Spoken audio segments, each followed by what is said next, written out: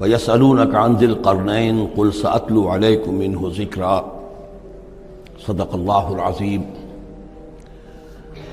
ذوالقرنین کے بارے میں آپ کو بتا چکا ہوں کہ ان کا نام تاریخ میں جو مشہور ہے وہ کہ خسرو یا سائرس،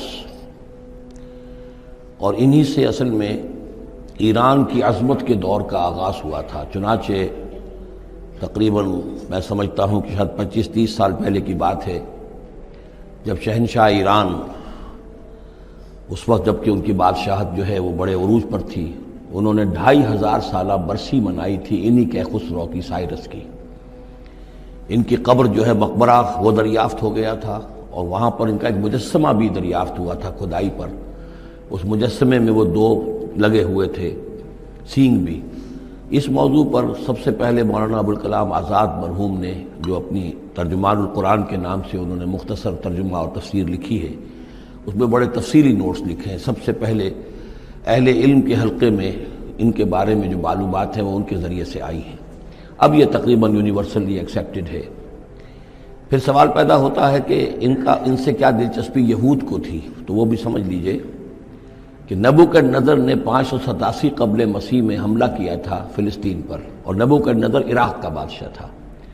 اس مڈل ایسٹ کو ذہن میں رکھیے کہ میڈیٹرینین کے بالکل ساتھ ہے ملک شام، اور شام ہی کا ایک علاقہ فلسطین ہے۔ اس وقت جو ہے یہ فلسطین اور اسرائیل اور شرق اردن اور ویسٹ بینک اور لبنان، یہ سب مل کر جو ملک بنتے ہیں، در حقیقت یہ شام عرب ہے، یہ شام ہے۔ پھر اس کے مشرق میں یہ عراق عرب یا عراق ہے، اور اس کے مشرق میں پھر ایران ہے۔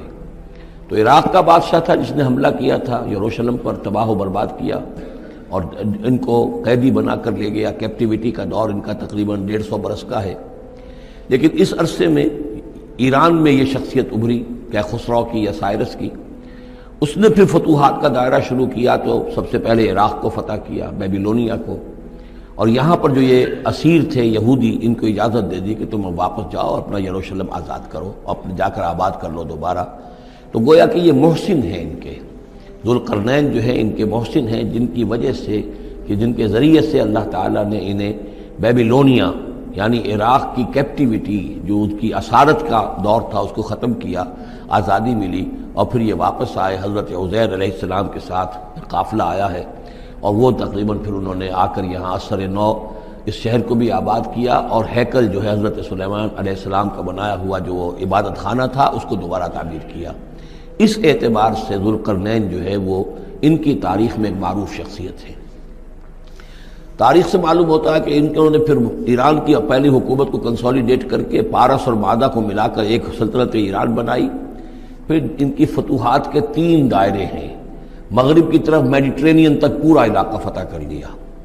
مشرق میں پھر یہ ہمارا جو مکران تک کا علاقہ ہے، یہ سارا کا سارا علاقہ ایران کے ساتھ ہی ملتا ہوا ہے، بلوچستان، مکران، یہ پورا علاقہ انہیں فتح کیا۔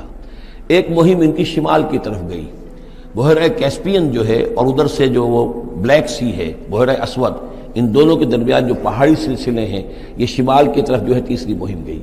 جیسے کہ حضرت عمر رضی اللہ تعالیٰ عنہ کے عہد میں بھی 3 لشکر نکلے تھے مسلمانوں کے جزیرہ نما عرب سے۔ ایک لشکر شام سے ہوتا ہوا پھر مصر کی طرف گیا ہے، ایک لشکر عراق سے ہوتا ہوا ایران کی طرف گیا ہے، اور ایک لشکر سیدھا شمال کی طرف گیا ہے، اور کوہ کاف تک جو ہے، جس کو کوکیشیا کہتے ہیں، وہاں تک کی فتوحات حاصل کی مسلمانوں نے۔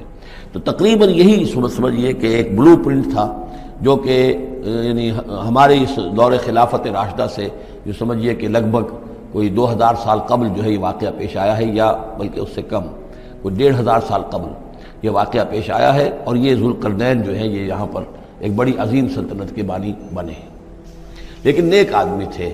اور معلوم یہ ہوتا ہے کہ یہ اصل میں جو کہانیاں ہیں، یہ ان کے داستانیں ہیں کہ ان کو قتل کیا جانا تھا۔ یہ کہیں شہزادے تھے کسی چھوٹی سی مملکت کے، اور وہاں سے ان کو کسی نے بچایا کسی طریقے سے، اور پھر یہ صحرا میں رہے روپوش، اور وہاں کسی نبی کی تعلیم سے ان کو آشنائی ہوئی ہے۔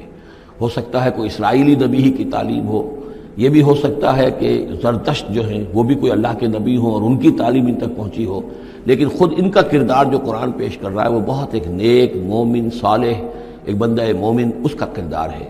یہ کردار جو ہے کسی بھی درجے میں 1% بھی جو ہے وہ کسی اور دوسرے فاتح پر یا کسی اور حکمران کے اوپر جنہیں بھی ہم جانتے ہیں تاریخی اعتبار سے ان پر منطبق نہیں ہوتا.